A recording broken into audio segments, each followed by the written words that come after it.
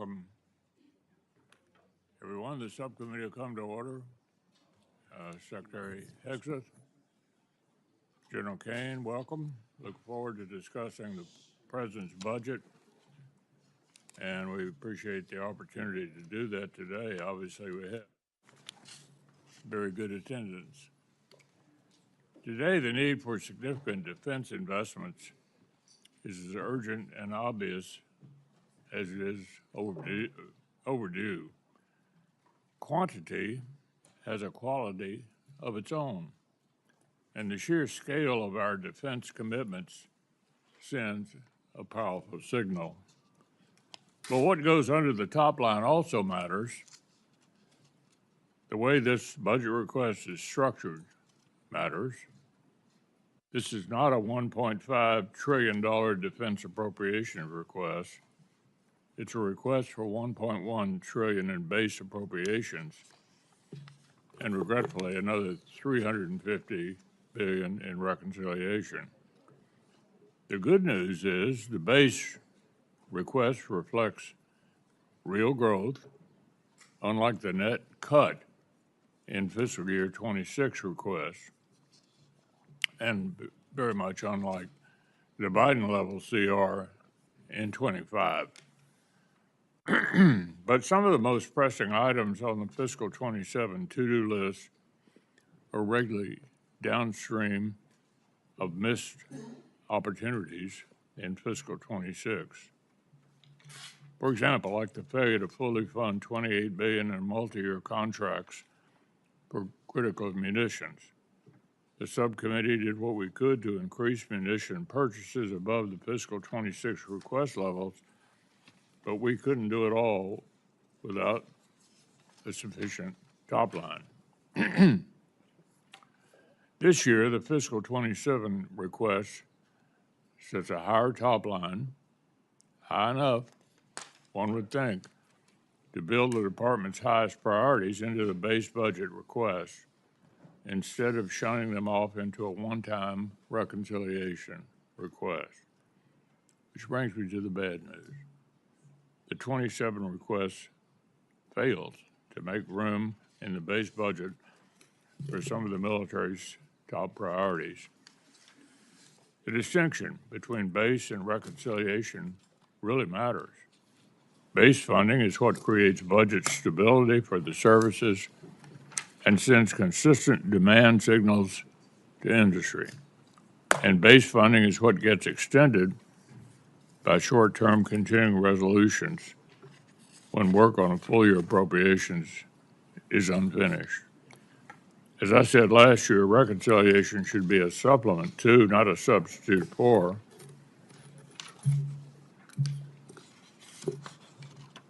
political realities will not always allow for party line budget reconciliation. And if the department's top priorities aren't built into annual appropriations, we're actually taking a big risk.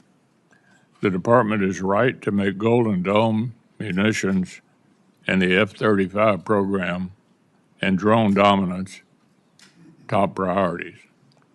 But these key lines of effort only work if we put them on solid fiscal footing. So, why is the department requesting funding for multi-year munitions contracts, which by definition require steady year-on-year funding via a one-time reconciliation? And why risk some of the president's top priorities like Golden Dome by not firmly building them into the department's baseline? National missile defense will require sustained funding over many years, not a one-year expenditure. Other key platforms like the second destroyer and the E-7 battle management aircraft aren't requested in base or reconciliation. So, Mr. Secretary, you've been outspoken about the pace of America's armed forces as the most, quote, powerful, most lethal, and most prepared military on the planet. I'm as committed as you are to sustaining that role, but that's precisely why I'm confused by the administration's failure to prioritize key systems in the year-on-year base budget spending. So I hope you'll explain the Department's current approach to allies and partners. The stunning success of Operation Midnight Hammer and Operation Epic Fury illustrates the importance of the access, basing, and overflight granted by our allies in Europe and in the Gulf. I'm as frustrated as anybody about Spain, but they are the exception to the rule when it comes to European allies carrying more of the burden. Likewise, it's impossible to conceive of U.S. power projection in Indo-Pac without the breach that comes from decades-old alliance relationships. So I want to hear the Department's view of the role of longtime allies in support of U.S. interests across the globe, because it's quite clear now that our expectation for European allies is no longer the focus of our own continent message that they received from your subordinates for most of the year. Our adversaries are working together to undermine America in the West, strained relations with our partners who are making generational commitments to collective defense and driving investment into American-made weapons and systems only serves our adversaries' interests and limits our capacity and deterrent power globally. So I want to hear about the future of capacity building with committed allies and partners. From the Baltic states to Taiwan and the Philippines, I expect the European capacity building investments intended specifically for Ukraine reach their destination without further delay. Wars in Ukraine and the Middle East clearly show that we have things to learn from our friends. If we want drone dominance, it makes perfect sense to deepen cooperation with the world's most drone warfare experts. I want to underscore this is not charity. When our partners are capable, deterrence is stronger, and the risk to our own service members is lower. This is true in the Middle East today as it was in Europe and the Indo-Pacific. And I think it's noteworthy that our allies in the Pacific have an interest in Ukraine, have sent representatives to NATO meetings. They're hoping for and expecting that NATO will play a worldwide role in defending democratic countries against these adversaries that we're all challenged by. Our allies and partners have many of the interests, and if we fail to take full advantage of it, we're only hurting ourselves. I'll end with one observation on the prospect of supplemental appropriations. The deficiencies of our critical munitions stocks and industrial capacity actually existed long before the conflict with Iran and Russia's escalation in Ukraine.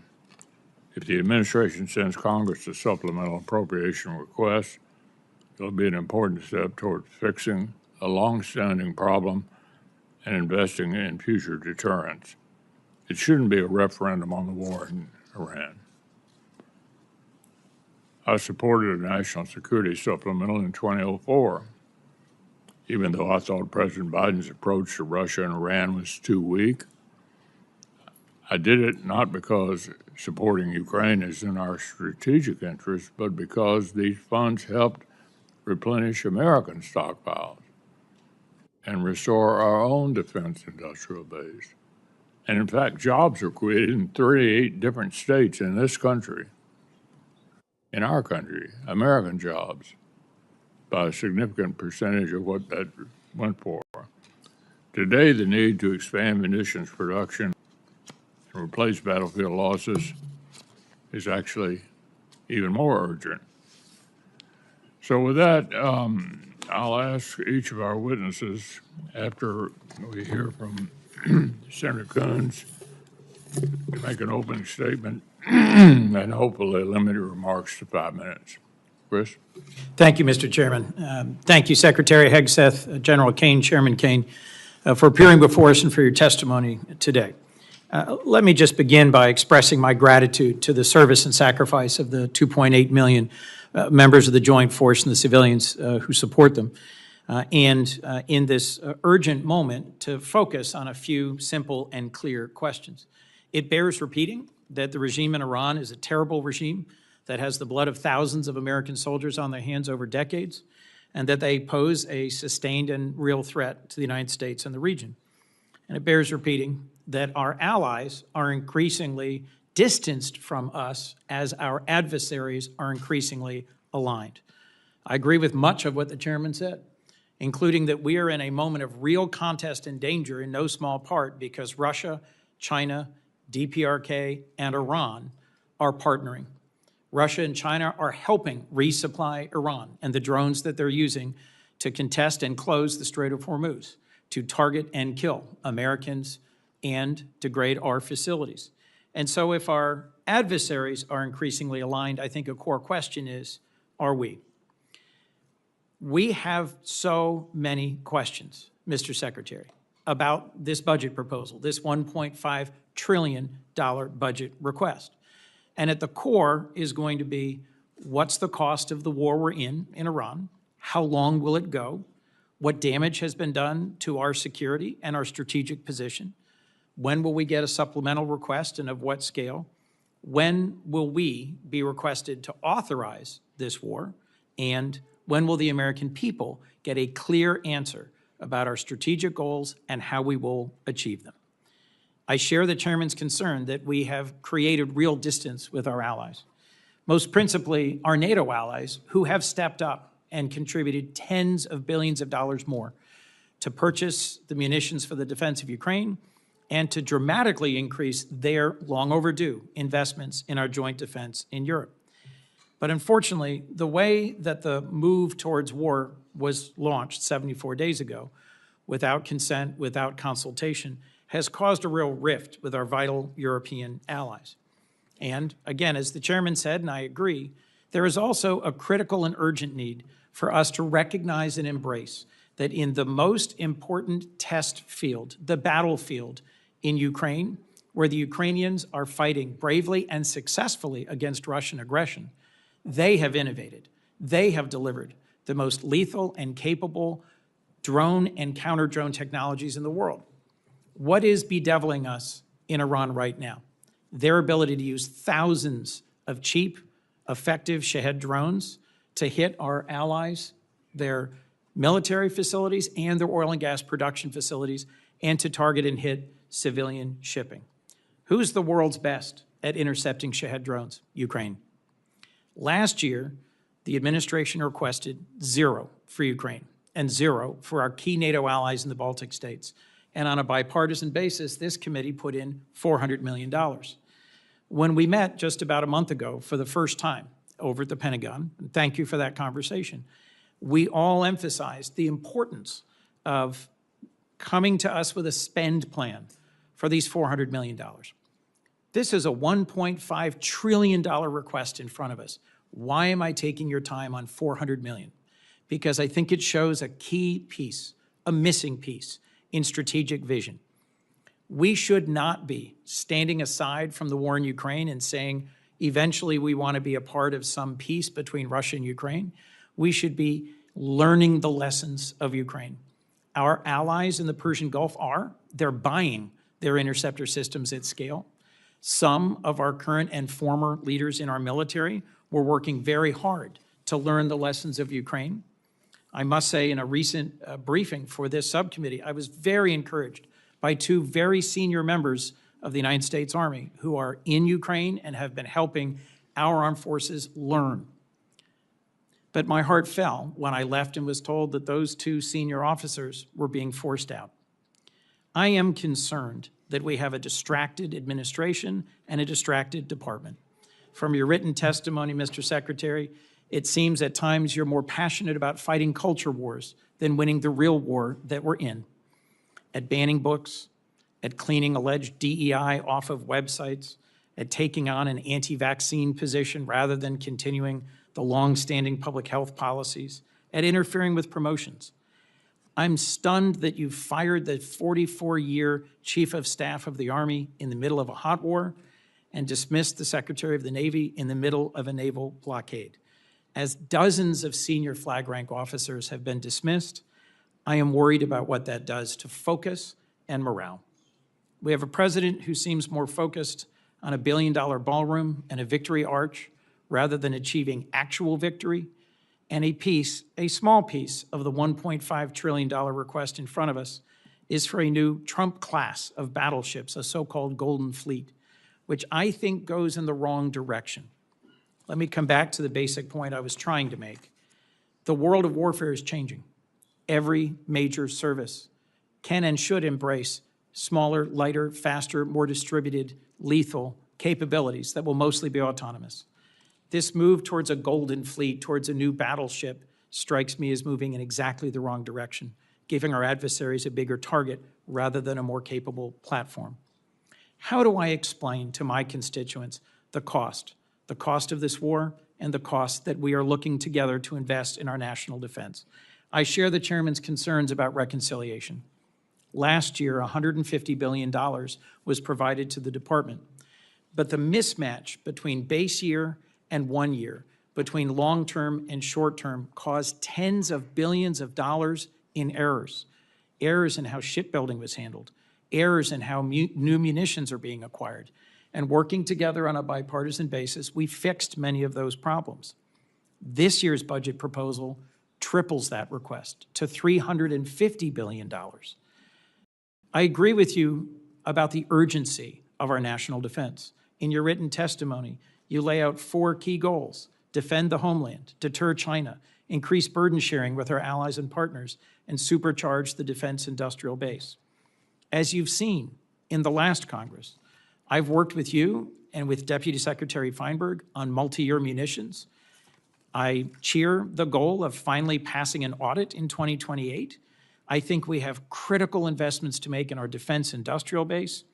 I think we are absolutely in the fight of our lives as a republic to win AI and quantum, space and surveillance, and the capacity to fight drones and launch drones.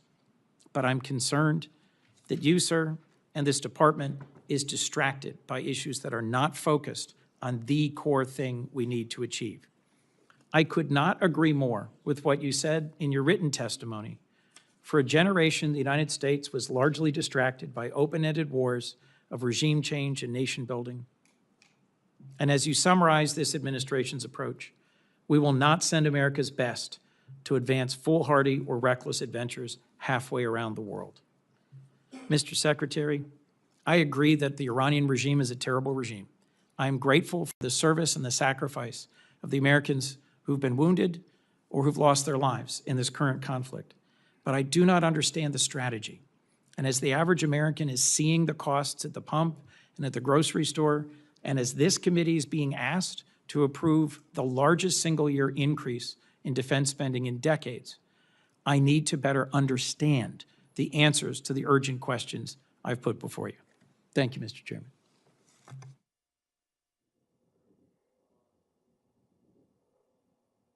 Yes, sir. Chairman McConnell,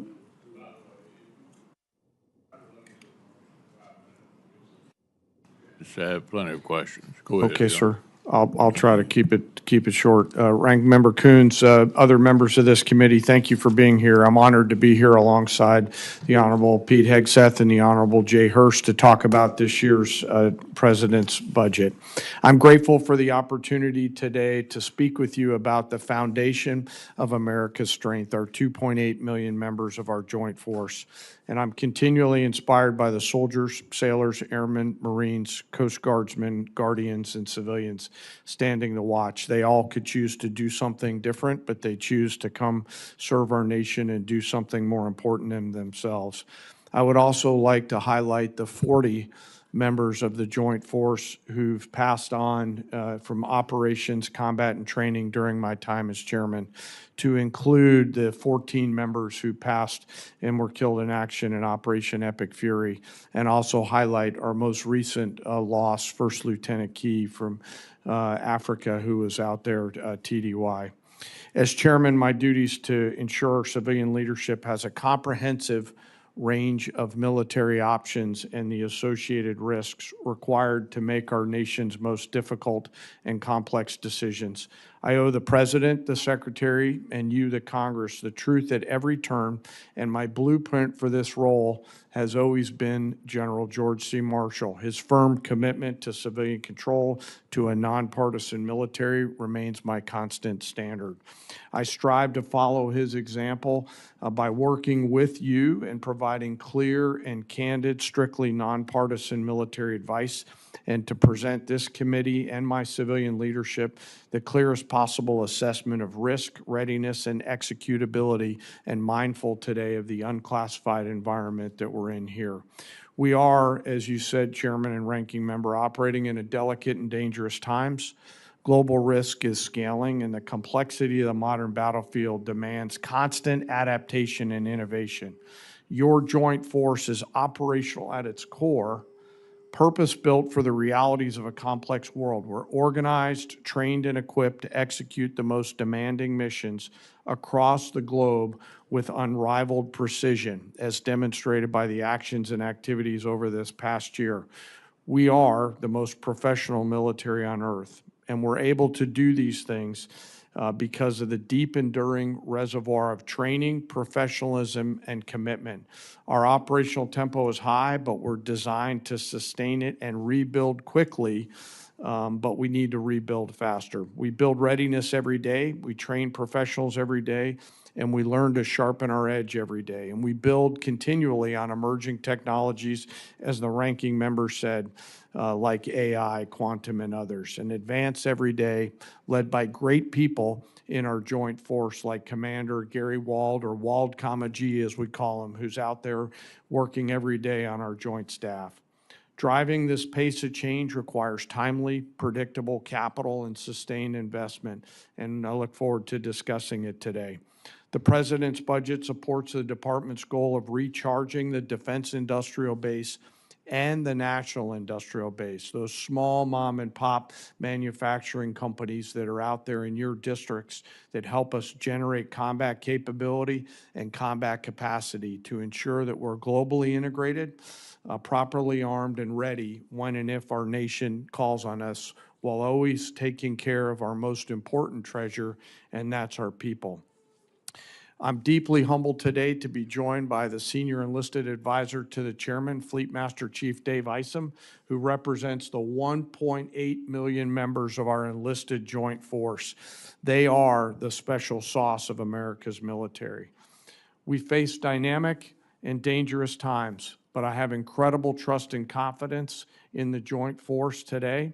I'm deeply grateful for those deployed members of the joint force that are out there right now doing our nation's work, and I remain humbled by the gift of the ultimate sacrifice that those fallen have given us, not just for the 40 during my time in this job, but across the history of our great nation, and their families who continue to soldier on. Thank you, and I look forward to your questions.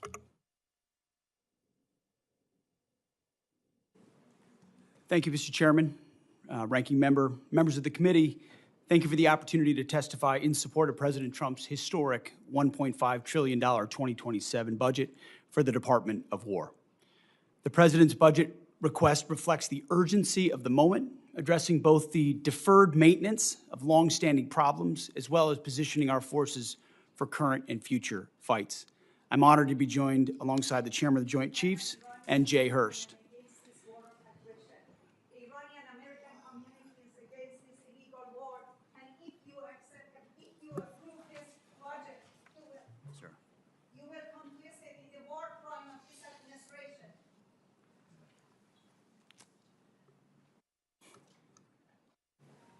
If I may interject, I ask that we have order in the hearing room so we can proceed.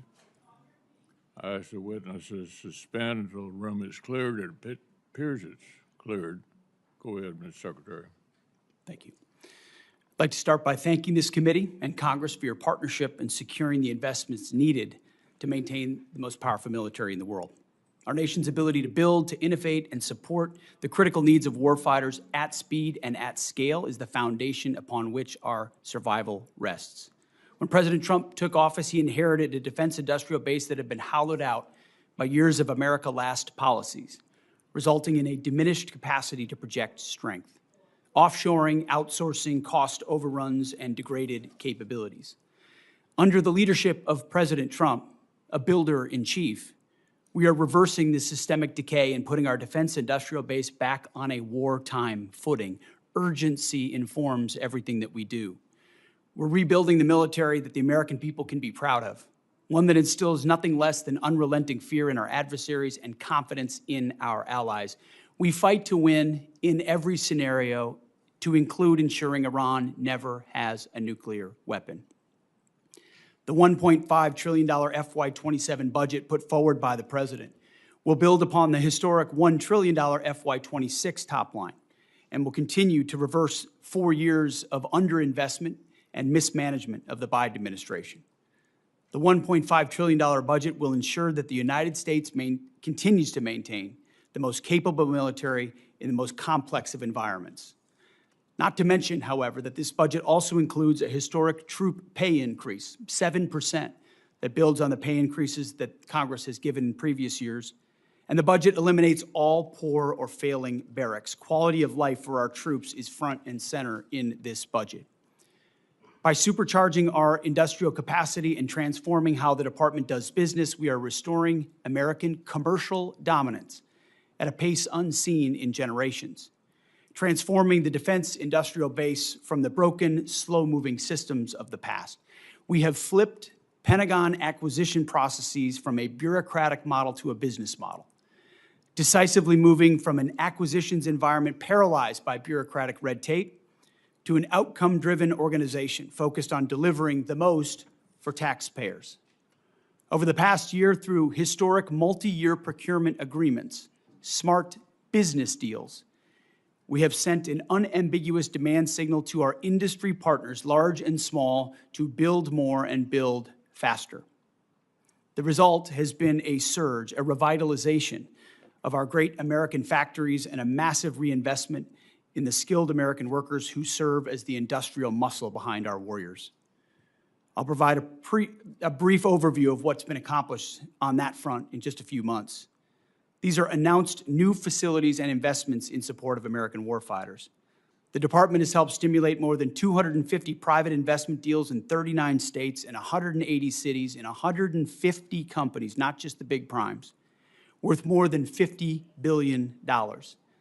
This has resulted in 280 new or expanded facilities and more than 18 million new square feet of American manufacturing, 70,000 new jobs. These $50 billion in investments in new plants, new assembly lines, and new factories are private investments, not taxpayer dollars. By completely transforming our department's business model, American companies, private companies, are investing in their own factories with their own money, a historic demonstration of American manufacturing and defense revitalization, all with their capital, not Uncle Sam's. This has not been done before and is long overdue. It's from a bureaucratic model to a business model. These investments equal great things for American families and American workers and help ensure that we can defend the American dream, all American made. Together with the help of this Congress, we're turning the lights back on the arsenal of freedom. We're firing up the American economic engine at every level of our defense industrial base. Every policy we pursue, every budgetary item we request serves to ensure that this department remains laser-focused on increasing the lethality and survivability of our fighting forces from the front lines to the factory floor. We truly believe this is a historic budget, and at every level, we have made it a fiscally responsible budget. This is also a warfighting budget. Under President Trump, we are restoring the unbreakable might of American manufacturing, which has to underwrite everything. We're providing for our warfighters, and we are putting the people and interests of this country first. May Almighty God continue to watch over our troops, and may we honor the legacy of those brave Americans that we've lost. That is our sacred mission, and that's what we'll continue to execute on. Thank you for this opportunity, and we look forward to your questions. Thank you, Mr. Secretary. I know we all understand you're going with the president to China. We all agree they're the greatest long-term military and economic challenge to U.S. and our Western allies as well. Of course, Taiwan, Japan, and Philippines look to us. So can you reassure the countries out there in the Pacific that their security will not be on the table during the talks in Beijing? Is our strategy to preserve American primacy or simply to accommodate China's rise? And can you speak to our commitment to preserving freedom of navigation in places like the South China Sea?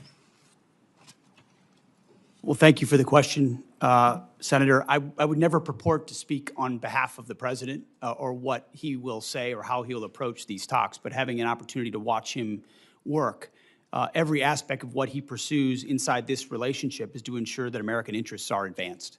And our department, underneath that, we've worked very hard in that region, in the Indo-Pacific, with Japan, with the Philippines, and others, to make that a priority to ensure that America's security is amplified by burden sharing of partners who recognize the shared threats that we face and are willing to invest alongside us. And some of those things are known to the public. Some of those things are not known to the public. But since the beginning of my time in this job, we've focused in that area of operations to ensure that Admiral Paparo has every option available to include with partners to create all the dilemmas necessary to give America every advantage possible, whether it's freedom of navigation, access basic and overflight, and ultimately put the president in a position where he's going into Beijing in a position of strength, which he will be. So would you be a little more specific about navigation, particularly in the South China Sea? I think what you've seen from this administration is a commitment to freedom of navigation. Take, for example, the BAM and the Houthis, which under the Biden administration, they allowed American ships to get shot at without consequence. And President Trump undertook that mission, Operation Rough Rider, for 50 days, and the Houthis stopped shooting at our ships. It wasn't a nation-building exercise. It was an advancing of freedom of navigation and our interests. The same would pertain to any waterway in the South China Sea. America's ships should sail freely, so should others in the international maritime sphere. Army Secretary Driscoll has described Ukraine as the Silicon Valley of warfare, as I suggested earlier. I think we'll all agree on that. And the outcome of the war really matters to American interests. Is there a policy preventing senior department officials from traveling to Ukraine? Do you support or oppose senior officials traveling there? Senator, we've had many senior officials travel there, and we learn a great deal. In fact, I've personally approved additional personnel there to learn from that drone battlefield, both on offense and defense, to ensure that we're learning every possible lesson from that conflict and incorporating it in real time into how we defend and we go on offense in an era where drone dominance is required. And that's why this budget spends so much on drone dominance. Take the lessons learned from Ukraine and other battlefields and ensure we're applying them throughout the fighting force as quickly as possible. Well, you know, I think what's not in dispute is that NATO is the most important military alliance in world history. Nobody's ever pulled something together like this and held it together to prevent the worst for a longer period of time. Basically, it seems to me that a lot of the European countries think that we're reducing our influence there, that they're sort of on their own, and somehow American leadership is not essential to NATO going forward.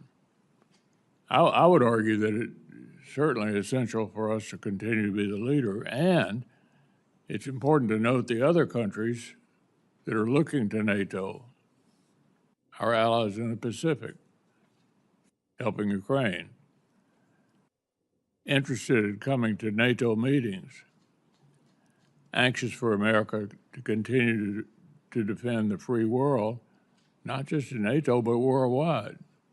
It's a big job, and they're looking to us. There's nobody else who can do that.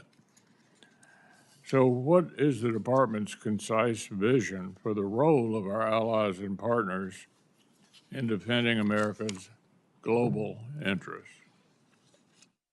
Senator, our vision is to have real, capable allies and partners.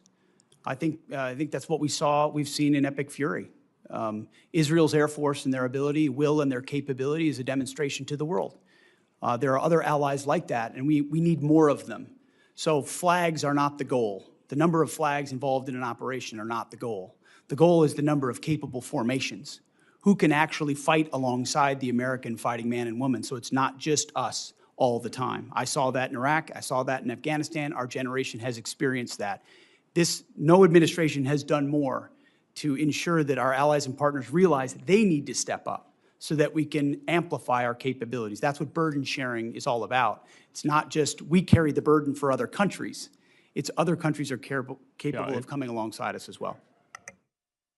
But I also think Putin's invasion of Ukraine helped get their attention that they need to step up as well. And the president's been very clear about that. So they are headed in the right direction. What I'm worried about is which direction we headed in. I think it's very encouraging that European countries have stepped up to ensure that Ukraine can defend itself. I think that's a very good development. Senator Coons. Thank you, Mr. Chairman. So, Mr. Secretary, in January, President Trump signed the fiscal year 26 Defense Appropriations Bill. It provided $400 million specifically to aid Ukraine in their fight against Russia. This is at a time when our European allies and partners have stepped up to take on the overwhelming majority of the cost of any munitions or support for Ukraine.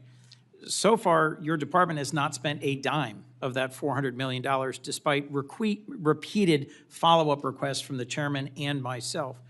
In a call just last week, your staff indicated we will see a spend plan for those funds this week. Will you commit to spending those $400 million for weapons for Ukraine, and when will we receive your department's spend plan? I appreciate that question.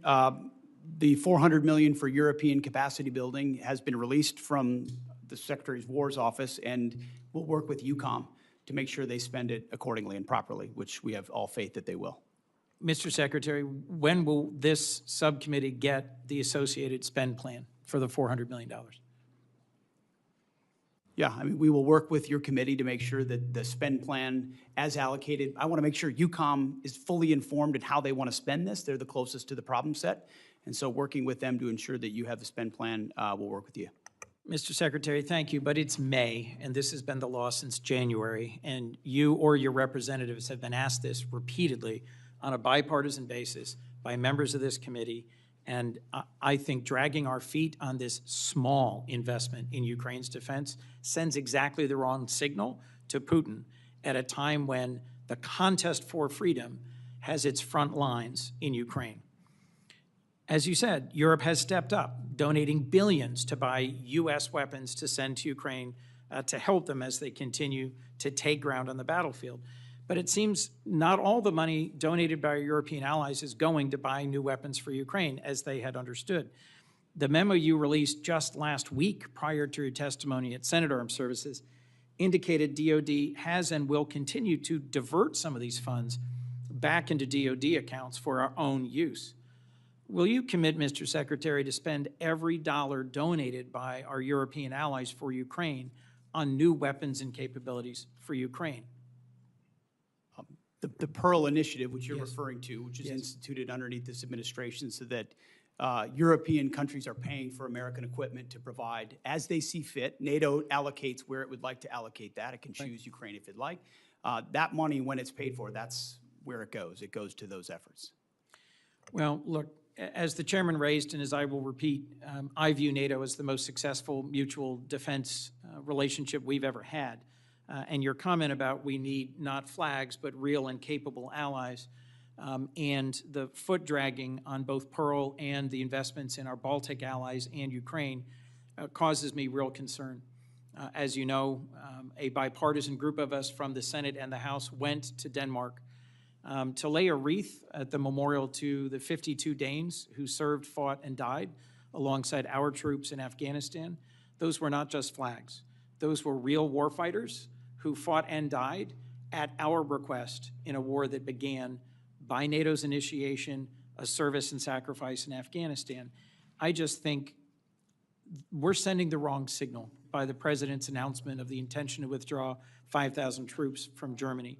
Could you help me understand what is the strategic reason for a drawdown of U.S. troops from Western Europe?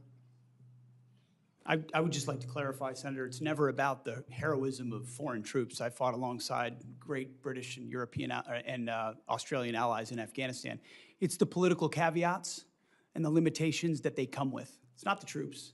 It's the capitals of those militaries that limit what they're able to do, where they're able to go, who they're able to fight, that create limits on our own. And anybody that's been in these formations knows that. So it's easy to talk about here. It's another thing to apply. And we need allies that are burden sharing, not becoming a burden with political limitations. I'm not talking about the troops. Thank you.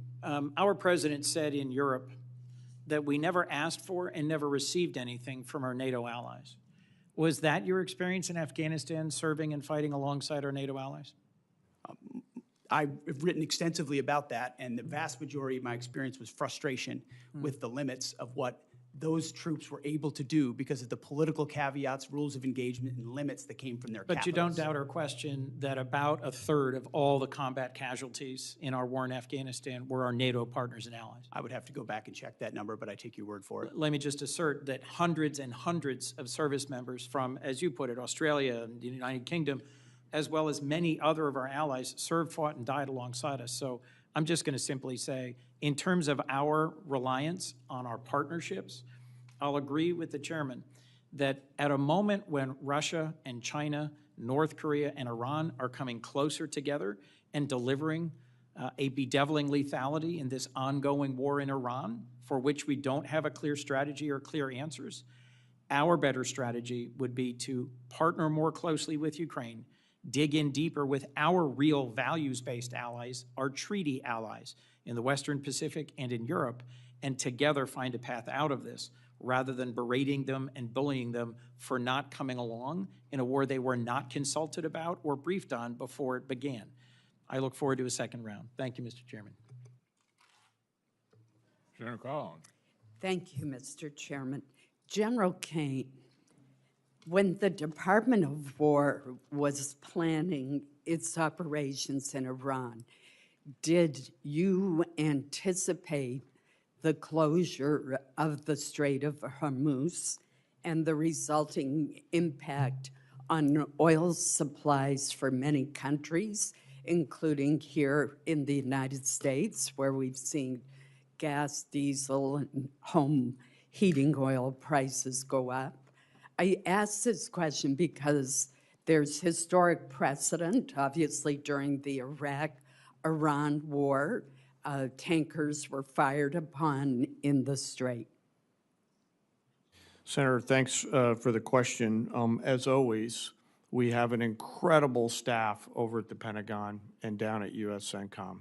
And we always look at the range of military branches and sequels. I won't comment on any particular one because that gets to whatever advice I may or may not have given to the president, and I do that in private. But you should rest assured, as should the American people, that we cover and consider the full range of things all the time in our careful consideration of military actions and the advice and/or options that we present our civilian leaders. It seems to me that there's been a different plan almost daily with dealing with this problem, which is why I ask.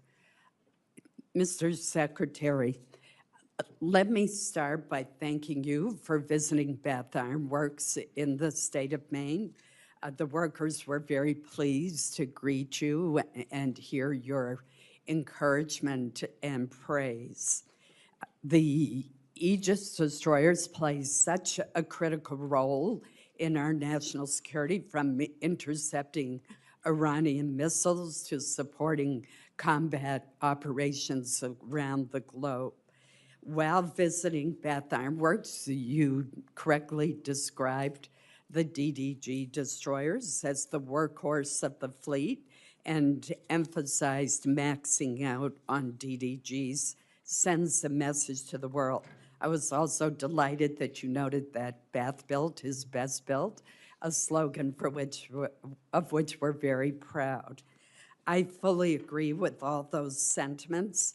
That's why I was alarmed to see that this year's budget request only includes funding for just one DDG 51. That's down from 2 in FY26 and 3 in FY25.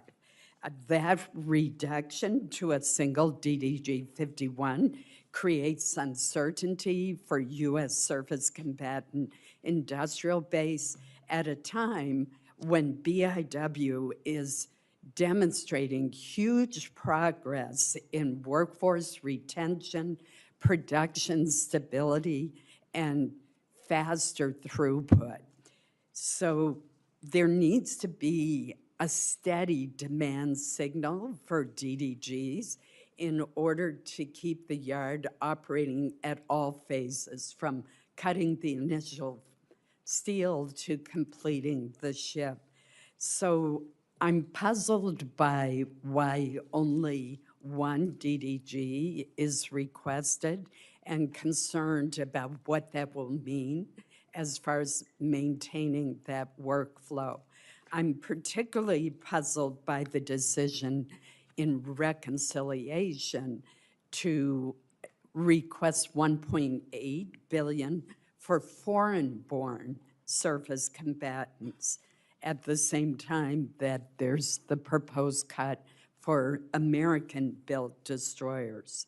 Wouldn't providing a demand signal for U.S.-built DDGs from the department help the industry further increase the speed at which these ships are being produced?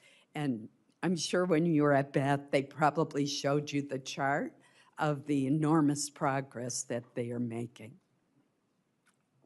I appreciate the question, Senator, and it was a great visit, and it's incredible what they do. To both your questions, the answer is shipbuilding capacity. And that's why we invest, $65 billion in shipbuilding in our shipyards, is because the reason for a request of that number is the ability to build them and how quickly.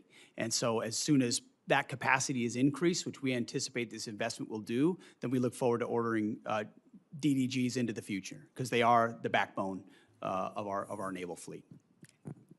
Thank you, Mr. Chairman. Senator Irvin. Thanks, Mr. Chairman.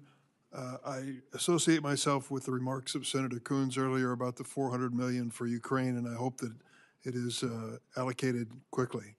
I'd like to ask a similar question about the $200 million in that same appropriation bill that was designated for the Baltic Security Initiative. Has that money been released? If it has not been, it should be. I don't know, has it been released? Senator, so I believe there was a mistake with how the appropriations bill was written. We're trying to rectify that through a reprogramming action to make sure we have sufficient funds in the DSCA account to execute BSI. It's 5 months after that bill was signed into law. How long will this take? I think it's contingent on the reprogramming action being approved by the committees of jurisdiction of the Department of War. So you're suggesting it has to go back through Congress for the current appropriation?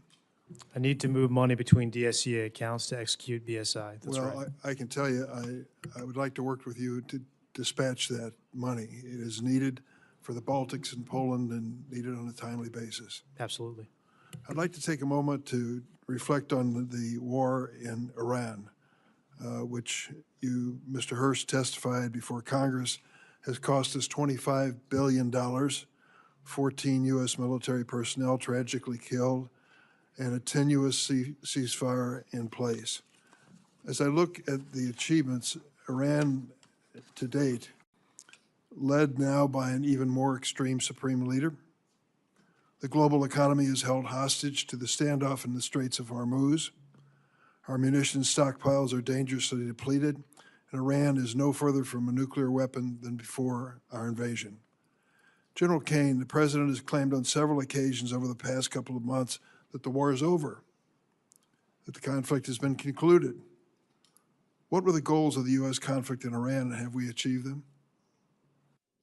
Well, sir, I'm going to be mindful of my need to maintain trust with a variety of stakeholders in the job that I'm in, which includes you, the American people, the Joint Force, and the President. And to that point, only our political and civilian leaders set the national military objectives.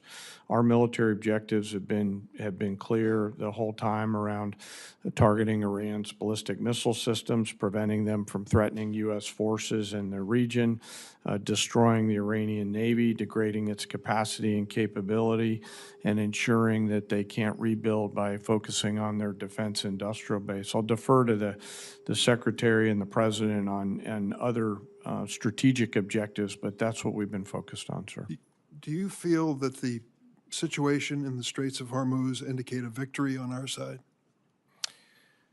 Sir, only political leaders decide victory or defeat, and that I'll leave it to them to opine on that. They are the ones who invoke or stop the use of military force. Well, then let me put it in strictly military terms. Can you explain to the American people who are facing these gasoline and diesel oil prices what is going on in the Straits of Hormuz, where Iran, which was attacked by us, seemingly as the Straits of Hormuz at a standstill, with 1,500 tankers waiting for either permission or peaceful circumstances to navigate?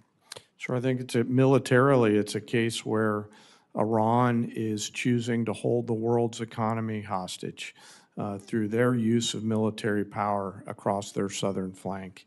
And so I would encourage Iran to reconsider that. And I would encourage those allies and partners who have an opportunity to come assist with that tactical problem to do so. Could you explain to the American people why, with the vast investment we've made in national defense and military, how Iran, after they've been attacked by us, is still capable of stopping the traffic in the Straits of Hormuz? Well, sir, it's a complex situation out there with a lot of different small boats that are out there and other capabilities. Some of this is on the commercial traffickers. Some of this is on, again, back to the main problem, and that's Iran holding the global economy hostage through the Straits. I would encourage them to think wisely about their next moves and to take the opportunity to open the Straits. They have that choice to make. They certainly do. I guess the question in my mind is, as we talk about trillion-dollar-plus budgets for our military, it appears that a very small budget is holding us hostage in the Straits of Hormuz. Yield, Mr.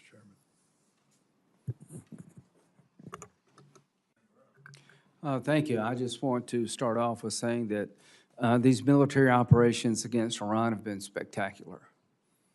In a matter of months, we have degraded the largest state sponsor of terrorism beyond what I thought was possible, probably more to come. Ms. Secretary, 900 pounds of 60% enriched uranium, do we all agree that's what Iran has buried somewhere?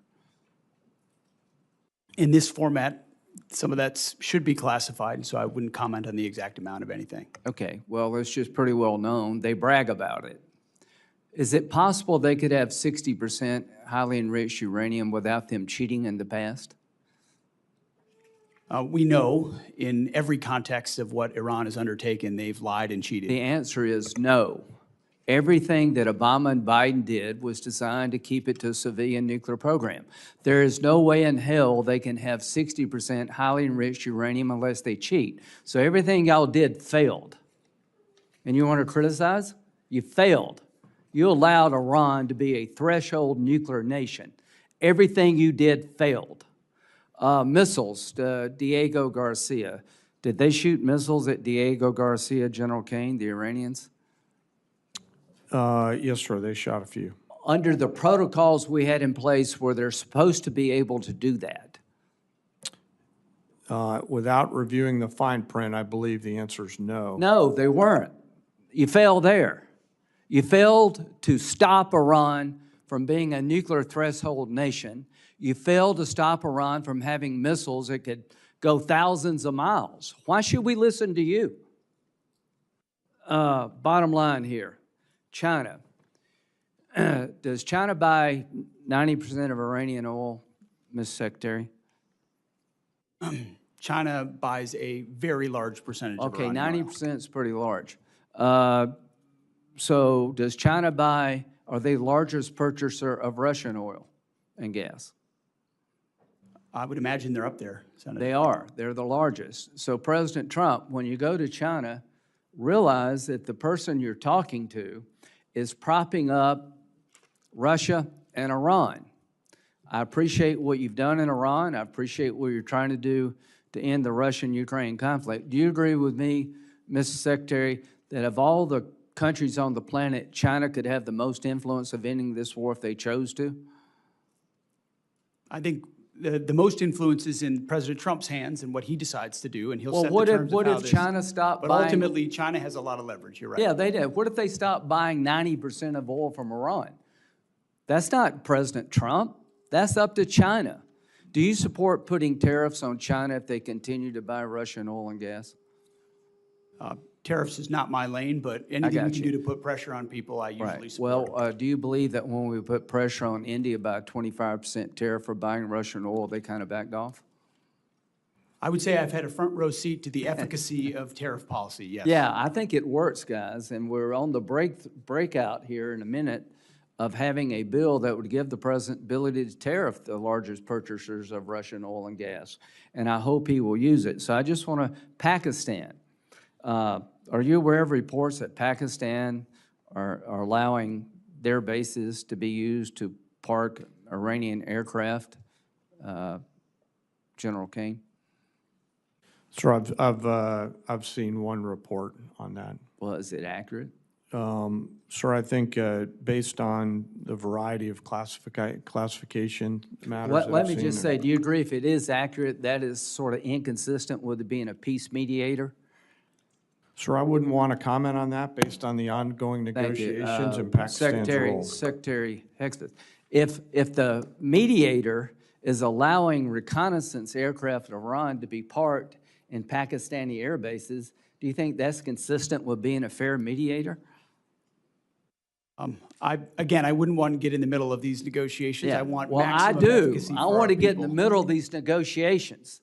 I don't trust Pakistan as far as I can throw them.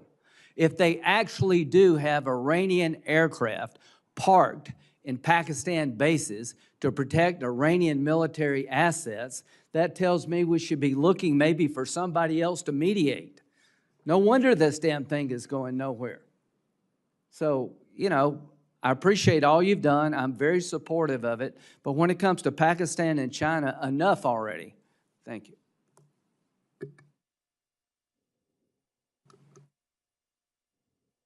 Thank you very much, Mr. Chairman. Thank you, gentlemen, for being here today. Mr. Secretary, we have been trying to track down the expenditures in the Operation Epic Fury and Operation Freedom now. And we've sent letters, and we've got very few responses. We've been sending the letters since March 10th. We did understand that there was a release that in the first 6 days, $11.3 billion was spent.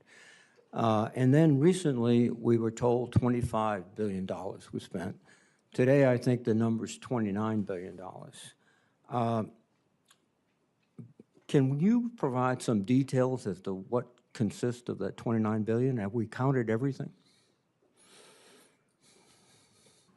Yeah, Senator Reed, so I testified this morning to HAC-D that between the joint staff and the comptroller staff, our operational cost estimate is now $29 billion. A lot of that increase comes from having a refined estimate on repair or replacement costs for equipment. Our munitions costs are fairly fixed. We think they're very accurate, and there's some O&M costs there as well. We're not making an estimate for MILCON at this time. We don't know what our future posture is going to be. We don't know how those bases would be reconstructed, and we don't know what percentage our allies and partners will pay for that reconstruction. So you do not consider installations that have been damaged in the conflict, correct? We just don't have a good estimate at this time. So it's not in the $29 billion. That's correct. Expended weapons, are they totally included within the estimate? Yes, to the best of my knowledge, we have a full count of the expended weapons. And weapons transferred to other countries in the region, are they counted in? I would want to double check to make sure we have that accurately. Please, I mean, you're coming up and asking for another significant supplemental, et cetera, and before we can, I think, reasonably appropriate additional money, we have to find out how the existing appropriated dollars have been spent. So that's critically important. And I know also that the budget asked for another $350 billion in reconciliation. How essential is that to your budget? I would say it's extremely essential to achieve the generational investment that the president is trying to make. But that would be on top of the $150 billion we received in the big, beautiful bill, which would be $500 billion, half $1 trillion in 2 years. And again, we're not getting, I think, the detailed spend plan, the detailed obligation plan for this. And without it, it's very difficult to say, just take the money and run. You know, we have a job to do too. Any comments, Mr. Secretary? We recognize that, and our you know, in a perfect world, everything's part of your regular order. This is a dynamic place with a lot of dynamic factors, and so in order to get where we need to with the historic investment for this department, we think this is the best allocation in order to get there, Senator. Well, I think detailed analysis, detailed data that we receive will help us make more sensible judgments. And, you know, we're just sort of vague generalities are not helping this committee make critical judgments. And the trade-offs are significant. Deficit is increasing dramatically. We have to be conscious of that. We also have to be conscious to helping American families just get by. And inflation just hit 3.8% today, which is I think the biggest numbers is 2023 or something. So we're fighting all these forces that are not directly connected to your mission, Mr. Secretary, but they are connected to our mission. General Caine, your observations on the future course of action in the Persian Gulf. We're in this tenuous ceasefire. What's your sense of the direction forward? Well, sir, I won't opine on a hypothetical. What I will assure you is that we retain and continue to hold a range of options for our civilian leaders. It would be inappropriate for me to opine on how it may go, but rest assured we still hold many, many options. Have you been surprised by the resistance of the Iranians? Sir, as a warfighter, I always assume an enemy's going to resist. And the job of the joint force is to win at the time and place of our nation's choosing. So I always assume an enemy's going to fight, and I find that's the best pathway. I think so too, and you communicated that to the president as you advised him before the decision was made? Sir, as I've said respectfully before, I won't comment on my private conversations with the president in order to make sure that I maintain trust with him and with you and the American people and the joint force. That's a principled response. Thank you very much. Thank you, sir. Senator Moran. Chairman, thank you. Secretary Hegseth, welcome. I just returned Friday from a visit to China. And one of the things that is seemingly clear to me is that Taiwan remains at the forefront of the Chinese efforts next steps in what they want to accomplish. We have commitments, I guess, to defend Taiwan. You can explain that to me as you choose. What I would like to highlight is while Taiwan is still at the forefront, at least in the minds of the Chinese, the United States is seeing the Russian invasion of Ukraine, in which we're yet to some degree still involved. We're having deterrence in the Indo-Pacific in regard to China. We're conducting operations in the Middle East. All of that has drawn strategic capabilities from the joint force. One of the things I think we can do to augment our joint force is strong allied relationships, partnerships with others.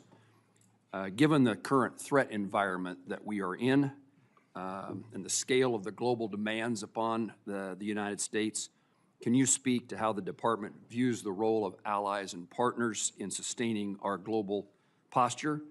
And does the defense budget recognize, reflect the needs to strengthen allied integration and maintain credible unified deterrence? Senator, I appreciate the question, and I think foundational to it is a recognition that countries closest to the problem set should be most invested in ensuring that they can deter that adversary, which is why we want European capabilities to increase to deter Russian aggression. When you look at the Indo-Pacific, it's been a focus of our department since the day I showed up, whether it's ASEAN or Shangri-La or traveling to the region, going to South Korea, going to Japan, going to the Philippines, having them to our building to build out those relationships in a very real operational way. It's not about what we can sign.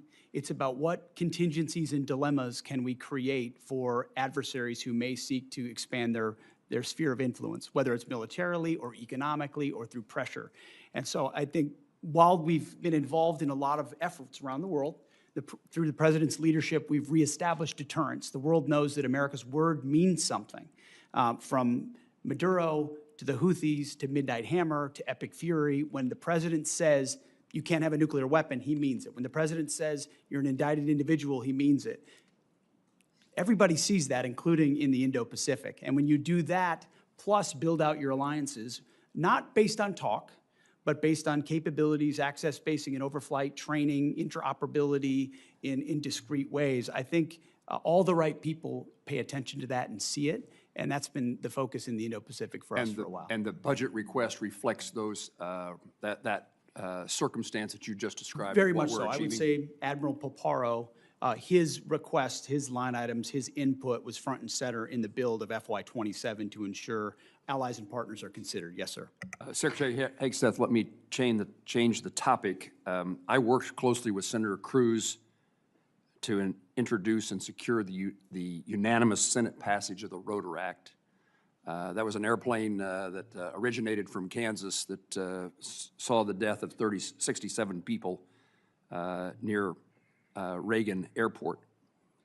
The department in December the 17th, released a statement in support of the Rotor Act, and yet when the House considered the Rotor Act, the department released an additional statement and claimed that enactment would create significant unresolved budgetary burdens and operational security risks affecting national defense activities. Can you explain what happened between the first statement and the second statement that caused there to be a different reaction? And I ask this because it's still very important to me that the Rotor Act or something very similar to the Rotor Act is enacted into law, and apparently for it to be passed, it needs to be something that the Department of Defense is supportive of. So what is it that changed between the initial statement, the second statement, so that we can bring this legislative endeavor to fruition? Well, I appreciate your attention to what occurred there. We've taken it seriously from the beginning. We recognize the need for the requisite oversight. It was an earnest change. The department didn't think that the changes that we had asked for were incorporated properly into the bill, and as a result, we came out and opposed it. But we look forward to an iteration of that bill to get passed because we think it's important that it happen. If I can paraphrase in my words so I understand what you're telling me, it isn't that something changed, it was that what you asked for didn't get enacted in the Rotor Act before it passed the Senate? Correct. We think some changes that need to be made were not made to the bill, and as a result, we changed our position, but we look forward to supporting something in the future. Yes. In my 15 seconds left, General Caine, could I ask you to visit with me momentarily after the hearing so that I can raise a topic with you and have you point me in the direction of where I can find an answer? Of course, sir. Thank you. Senator Murray. Thank you very much, Mr. Chairman. Mr. Secretary, the war in Iran has not only cost 13 American service member lives, it is also costing American taxpayers dearly. Tens of billions of dollars and counting, and that's money that could be helping people perhaps get health care. But instead, we're paying for bombs dropped in a war that American people overwhelmingly oppose. Now, earlier this morning, I know that your team testified Trump's war with Iran cost $29 billion so far. That is $29 billion blown on a war of choice, and that's what it would have cost, actually, to save the ACA tax credits. But as my colleagues have already stated, what is concerning as well is it seems quite clear that that cost estimate is suspiciously low. Now, your acting comptroller suggested that damage to U.S. facilities was not factored into that figure. It is clear that there has been extensive damage to American military assets. New reporting from the Washington Post and others indicates that Iran has hit at least 228 structures or pieces of equipment at U.S. military sites. Can you tell us what the cost of damage done to U.S. facilities is because of this war? Well, I think Jay covered pretty clearly what we can or cannot share, but I would simply respond that, and I think it's an important point, considering what the president is undertaking, is what is the cost of Iran obtaining a nuclear weapon? And the fact that this president's been willing to make a historic and courageous choice to confront that, it comes with cost, and we recognize that. I understand and what we your honor judgment that, is. We have a judgment as well, and I'm asking if you can tell us, and at what point you can tell us what the cost of damage done to U.S. facilities is because of this war. Yeah, ma'am, thanks for the question. So for future posture in the Middle East, we don't know what that's going to look like. We don't know how we're going to design these bases. The damage to date, you do not have any cost estimate on it at all. For the military construction, I don't have a cost estimate to provide you at this time. Well, when will we get that? Again, it depends on what the future posture is, how we decide to construct those To bases. date, you know what has happened to date. We can't get that number, and that is a real concern to us. Our job is to appropriate dollars, and we're just told it's coming, and we don't get it, so it's very hard to do our budgets. And right now, Mr. Secretary, people are paying $4, $5, even $6, $7 for gas, and American taxpayers are now on the hook as well for paying for this disastrous war. You're spending families' hard-earned tax dollars on a war that many strongly oppose, and you're forcing people to pay more at the pump, and yet you're not even providing a real breakdown for the cost of this war so far. We have no real details, you have indicated that, and yet now you want Congress to send you $1.5 trillion more. To me, that is unacceptable, and I hope our Republican colleagues will join us in not only rejecting that absurd request, but in insisting that the American people get the actual answers on how much money, their money, we are spending on this. Now, let me turn and say, Secretary Hegseth, the president has called Medicaid, Medicare, and child care little scams and said, quote, we're fighting wars, we cannot take care of daycare. I'm just trying to understand that. Is it your position, since you're asking taxpayers for another $500 billion for the war, that American families should be forced to give up child care and health coverage so that you can have $1.5 trillion for this budget? Senator, that's not my department. I certainly support this, and I also support the president's efforts to find and remove fraud wherever possible in a general sense. I'm not talking and we about do that in our fraud. department as well. I'm at every step. not talking about fraud. I actually asked whether an American family should lose their health care or their child care to pay for this budget. That is literally what the president suggested. The president has proposed a historic $1.5 trillion budget that will defend the nation and confront threats like Iran, which previous presidents allowed to happen, as Senator Graham pointed out. Well, Previous administrations said they wanted to Your take care of this opinion, problem, the question, and they did not, the and question he's in front doing of this it. committee, the question in front of the American people is, what are they being asked to give up for this $1.5 trillion? That's where I was talking about. And lastly, Mr. Secretary, your budget request cuts through Trump's ramblings and really, to me, makes the truth clear that you and the president don't value families as much as you value defense contractors. You want to increase the war budget. I meet Let me every finish. family at Dover. Okay, don't tell me Let we me- don't care about families. We Mr. sure do. Mr. And we Secretary- take care of them in every way we possibly can. I'm asking you about taxpayer dollars that everybody has. When we've been to war before, we have asked people to do victory gardens. We've asked them to pay more. You are not doing that. You are asking for $1.5 trillion, which means something else has to be given up. That is what this committee is looking at. You want to increase the war budget for the next year by $500 billion.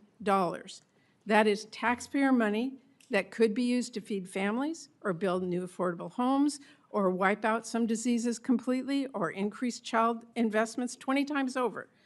But you are asking us to blow it all on war, and that's not even counting the money that you have spent bombing Iran or that you may still request in a separate supplemental. And to me, this budget wasn't even strategically crafted. $1.5 trillion is like the president decided that was the number and you all filled in the blanks.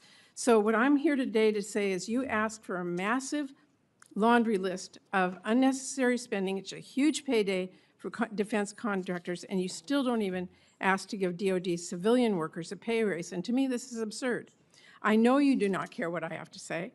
So let me quote you someone you might actually listen to, President Eisenhower. He said, "Every gun that is made, every warship launched, every rocket fired signifies in the final sense a theft from those who hunger and are not fed, those who are cold and not clothed. This world in arms is not spending money alone. It is spending the sweat of its laborers, the genius of its scientists, the hopes of its children." That is what this budget proposal is asking. It's going to leave Americans cold and hungry to fund Trump's war and make defense contractors a fortune. So that is why I hope this committee throws that in the trash and comes together with a budget that works for all American families. Thank you, Mr. Secretary. Thank you, Mr. Chairman. Senator Hoven. First, I want to thank you, gentlemen, and all of our men and women in uniform for the incredible defense of our nation, what we're seeing really around the globe, and certainly in the Gulf right now. The professionalism, the capability of our men and women in uniform is frankly beyond belief. It's just amazing. And we need to say thank you to those men and women and their families every single day. It's really something. My first question is, Mr. Secretary in General, is there a way to secure the Strait of Hormuz before we fully resolve with the conflict with Iran? Well, thank you for your statement up front about the troops, and we certainly feel the same way. They're the best of America and deserve the best from all of us. As it pertains to, I actually didn't get a chance to reply to Senator Durbin, who said that Iran was attacked by us. I would take issue with that. For 47 years, we've been attacked by Iran, and they've been lying to pursue a nuclear weapon, and President Trump had the courage to do something about it. I don't think enough has been stated about the blockade and the power of the blockade and the dilemma that our blockade creates for them. They can't move anything out of Iranian ports, and over, I think it's 65 ships at this point have been turned around or disabled. The economic pressure that creates on them greatly outstrips the pressure on us, and we don't use the Strait of Hormuz anywhere near as much as the rest of the world does, or certainly they do. And I think it creates a lot of dynamics for future energy dominance for the United States of America, considering the increased capability that our country has, not to mention opportunities in Venezuela. So we have a range of options, as the chairman and I have discussed extensively, mostly privately, but some in public, to ensure that transit were to continue, should the president or others want us to go in that direction. But ultimately, we control the strait. Because nothing's going in that we don't allow to go in. And trust me, when we look at what Iran's thinking about that, they know they can't break it, and it's very concerning for them. Iran only responds to strength and force. And that's specifically why I asked the question, in that their evil regime can make their people suffer and hang in there. But if we can keep the pressure on with the naval blockade and navigate the Strait of Hormuz, we can keep the stranglehold on this evil regime and force the type of solution that we need and the kind of verification we need to enforce it. And that's, again, why I asked this question, and maybe both of you gentlemen could respond to that. I'm not saying that is what the outcome will be, or, you know, ultimately it's up to President Trump, but what I'm saying, is it possible to keep that stranglehold on with the blockade, even though, you know, the tyrants, the IRGC won't give up right away, and secure the Strait of Hormuz while we continue to put that pressure on them for a result that can work for this country and the world and that's enforceable? And I'd like you to give me some more color on that, both of you gentlemen. Sir, I'll take a moment here and talk about pressure. And what you're really alluding to is what the entirety of the interagency is working on, with a hat tip toward Secretary Bessent, Secretary Rubio, and the rest of the interagency. The totality of total pressure, which the military element is just one component on, is what the regime in Iran is feeling right now. And I think there's no shortage of ability to hold that pressure. The decision on for how long to hold that pressure is, of course, a political one and within our civilian leadership. But I would highlight that they are absolutely feeling that pressure, not just from the blockade, as the Secretary talked about, but the continuation of sanctions that Treasury and others have put on there, and we retain a range of military options. Well, I 100% agree with you, but their ability, the regime's ability to endure pain is significant because they just put it on their people. My point is keeping that pressure on them, but at the same time securing passage in a way where commercial traffic will start moving. That relieves pressure on us and our allies, and that's what I'm asking for more color on how you effectuate that. Senator, there are options for that, should we go in that direction. There's a multitude of different directions, should the president seek to go that way, that we're prepared to operate on. Evidenced by the destroyers that went in and came back out. Exactly. To the great detriment of the limited ability of Iran to defend. I mean, remember, the entirety of Iran's conventional navy is at the bottom of the As with Persian Gulf. everything you do, you start out at a really high level, and then you just get better. And I'm seeing that with this blockade right now, with the way you disabled those last two tankers. I mean, you're getting better at blockading. And again, that's why I'm looking for continued options to secure traffic in the Strait while we continue to put pressure on Iran. Okay, thank you, gentlemen. Thank you, Chairman. Secretary General, thank you for being here. Secretary, I want you to provide some reassurance for my constituents. In 2019, the DIA published that Iran, quote, had swarms of small boats, large inventory of naval mines, an arsenal of anti-ship missiles that can severely disrupt maritime traffic in the Strait of Hormuz. In 2025, after Operation Midnight Hammer, a Brookings expert said, quote, "It is wrong to conclude Iran is now a defeated nation and will act accordingly. Iran's demonstrated destructive missile capabilities have penetrated nearly every part of Israel.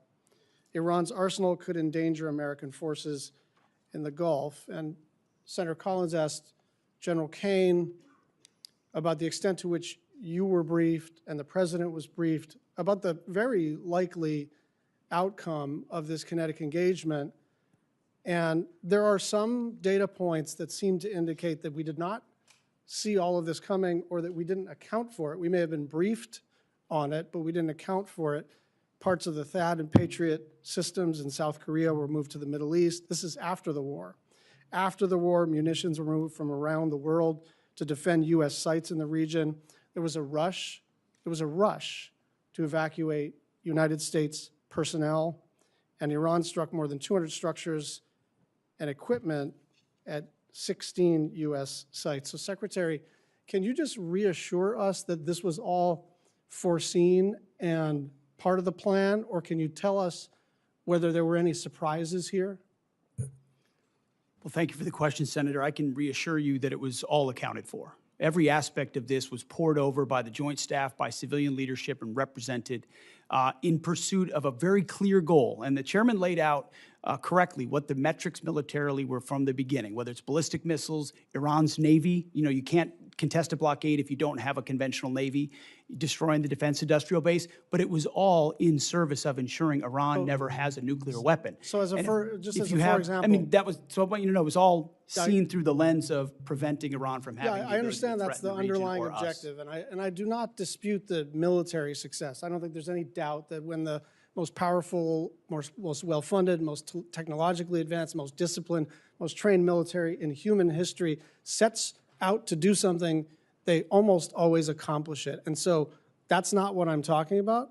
I'm just wondering why we're moving THAAD assets from South Korea after the war started. I'm just wondering why there was a scramble to evacuate personnel, and I'm wondering why the President of the United States, our Commander-in-Chief, said that he was shocked that Iran would retaliate by striking other countries in the region. This was not just foreseeable, it was foreseen. It was, you know, this is, you don't need to get into a skiff to understand that their likely play was to asymmetrically retaliate and then to close the strait. And then it happened, and then the president said, gosh, who could have seen this coming? I'm just trying to figure out, for those of us on the left and the right who are wary of regime change wars, who are wary of happy talk, who have learned through terrible experience the cost of this kind of adventurism.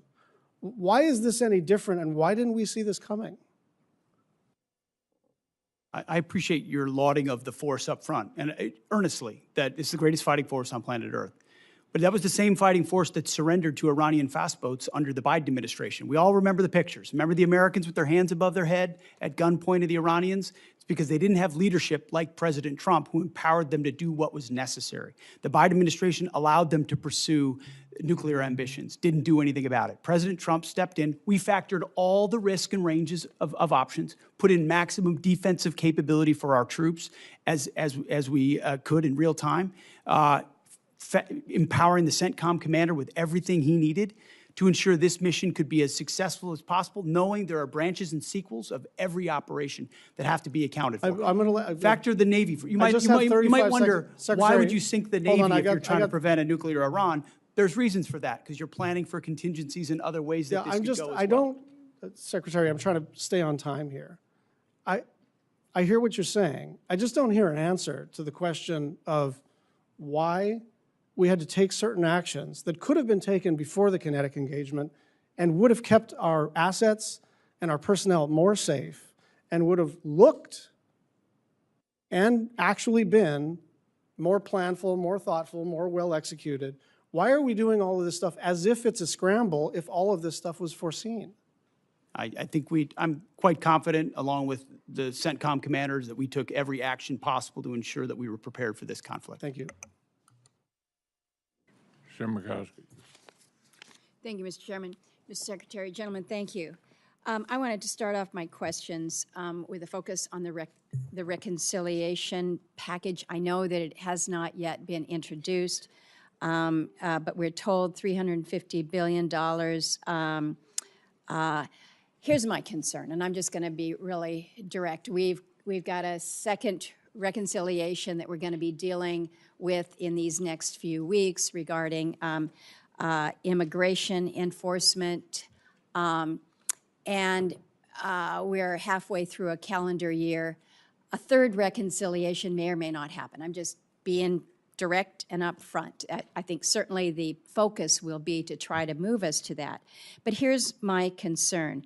If we have a $350 billion sitting in the reconciliation package, you look at what is contained in that. 53 of your 85 requested F-35s.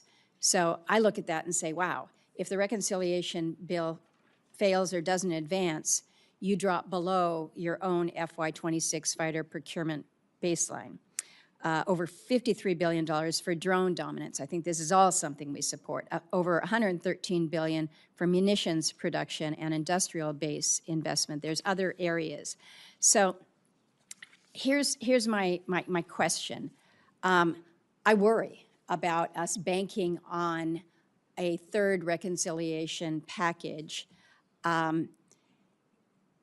I know we don't want to engage in the speculative here, particularly if it's a negative, but I'm worried about the committee accepting a defense budget where effectively a quarter of it, including some of the bread and butter procurement requirements, depends on a third reconciliation package that may be an uphill climb.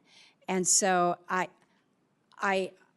don't know, Mr. Secretary, if you can kind of walk me through why I shouldn't be worried about this, why what is included in the base budget bill will be the good coverage that we need, and it is not necessarily dependent on an additive of the reconciliation. Senator, I appreciate that perspective and share your concern. That's why one of the main efforts, setting aside operations and everything we do in real time for the troops, is ensuring that both the base discretionary budget and reconciliation are passed so that President Trump's historic budget is realized. Because of the underinvestment of the past, whether it's continuing resolutions or Biden budgets, we need to supercharge our defense industrial base, our munitions into the future. And so our entirety of our team and our department is running in the same direction to ensure that reconciliation as swiftly and as clearly and cooperatively as possible is passed alongside the base discretionary budget. Well, I understand that, but I just need you to understand our concern here, that you've got your base budget and then you have the reconciliation. I want to ask about the Iran authorization. No great secret around here. I have been talking about an authorization of use of military force. I understand that the administration has made clear that you believe that the actions taken thus far fall under the President's Article 2 authority. I think reasonable people have disagreed about the boundaries of presidential war powers for a long time. But the War Powers Resolution is pretty clear here. It requires the President to terminate hostilities within 60 days, absent congressional authorization. I think it's important that we in Congress actually assert our own role and responsibility to this. That 60-day clock expired April 28th. And then on the 1st, the administration sent letters to congressional leaders asserting that the hostilities has ended. But I think where there is confusion is when the President says hostilities have ended, we still have 15,000 troops that are forward deployed, more than 20 warships in an active naval blockade. CENTCOM has redirected 61 commercial vessels, disabled tankers. In other words, it doesn't appear that hostilities have ended. And so the question to you is whether or not the administration has considered or had intended to seek an authorization of use of military force from the Congress. Senator, our view is that should the President make the decision to recommence, that we would have all the authorities necessary to do so. Do you think that it would be helpful to the President if it was made clear that in fact the Congress did provide an AUMF? I think the President, our view is that he has all the authorities he needs under Article 2 to execute. Thank you, Mr. Chairman. Okay, here's where we are. The vote is about over. The Secretary has to get with the President on the China trip. I'm going to ask Senator Murkowski to wrap up. And thank you all for being here. Baldwin, Shaheen, and Kennedy. Baldwin, Shaheen, and Kennedy still have questions. Wrap up after.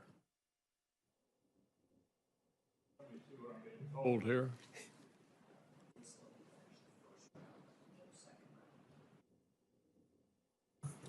Yeah, obviously there's not a whole lot of time for a second round, so we'll get through everybody. And Senator Murkowski, I appreciate your taking over. Thank you. Secretary Hegseth, Chairman Caine, thank you for being here today. Today is the first time either of you are appearing before this subcommittee since the abrupt choice was made to cancel the acquisition of the Constellation-class frigate, which was being built in Wisconsin. These ships were meant to provide vital capability to the Navy in the event of a future war against China. And they were certainly part of our calculus of deterrence through strength. Canceling this program placed thousands of jobs in Wisconsin at risk and left our fleet less prepared. You know, President Trump has talked a lot about making ships in America again. But I have to tell you, dramatic and misguided decisions like this pull the rug out from under our shipyards. The U.S. shipbuilding industry needs stability if we are ever going to compete with Chinese shipyards. Wisconsin workers who have decades of experience building world-class vessels that defend our nation, that serve commerce and provide transportation, they need stability as well. So I'd like to start with a question to you, Chairman Caine, on the medium landing ships. The Navy's new amphibious ships, which will now be built at the same Wisconsin shipyards working on that were working on the Constellation class less than a year ago. How important are medium landing ships to future U.S. operations in the event of a war with China? Well, Senator, thanks for the question, and I do want to highlight, no matter what the policy decisions are, the great workers up there and in your state, and as the Joint Force considers the options that the medium landing ship would bring to the table in terms of assuring a mobility gap, in filling that gap and allowing us to project power at the Secretary and the President's choice in choosing. While not stepping into the Navy's boundaries and mindful that the CNO and SECNAV and acting SECNAV in this case will have views, I hope we'll carefully consider this capability and then, if appropriate, bring it forward to the Joint Force. Yeah. Well, unfortunately, the department included the request for funding the construction of 6 medium landing ships in that partisan part of the budget request, the reconciliation, which is in danger of potentially not even passing this year. To be frank, it does not give me confidence that we are taking this program seriously. What would the impact be if Congress did not appropriate funding for the medium landing ships in fiscal year 27? And are you comfortable with the pace that the Navy is planning on building them, Chairman Caine?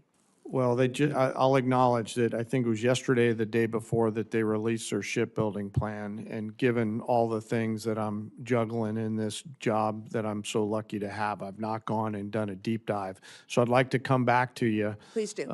If you're okay with it on that matter, so that I don't wing it. Yeah, thank you. I want to now turn to the war with Iran. Yesterday, I had a chance to meet with service members who were injured in the opening days of the war. They struggled to receive adequate and timely care for their injuries in the Middle East, and the fighting kept them from being quickly evacuated to Landstuhl after being injured. These service members have since been diagnosed with traumatic brain injury, but initially struggled to get properly evaluated or treated, in part because some of our military hospitals overseas and in the U.S. did not have the capacity for them. They had to wait for more than 3 weeks to receive the treatment they needed, and it seems clear to me that our military medical system was not prepared to treat those injured in this war. Secretary Hegseth, did DOD review our military health system's readiness to treat those injured in a war with Iran, and did that impact your recommendation to begin Operation Epic Fury? Well, the view of the department was always to, as expeditiously as possible, move anyone injured that needed further care to Europe for that care, with the recognition that, thankfully, 90% of those that have been injured in Epic Fury have returned to duty. So most of those injuries have been minor enough that they return, but we always catalog if there could be future complications to ensure that they get care in the future. It seemed to me, from what I heard, that we weren't prepared in theater, we weren't prepared in Germany, and we weren't prepared immediately upon these soldiers' return to the U.S. can you commit to ensuring that every service member, including my constituents, will receive necessary medical care after being injured in this war, and that the military health system is now prepared for any future casualties in this war? We have been, and we will continue to be.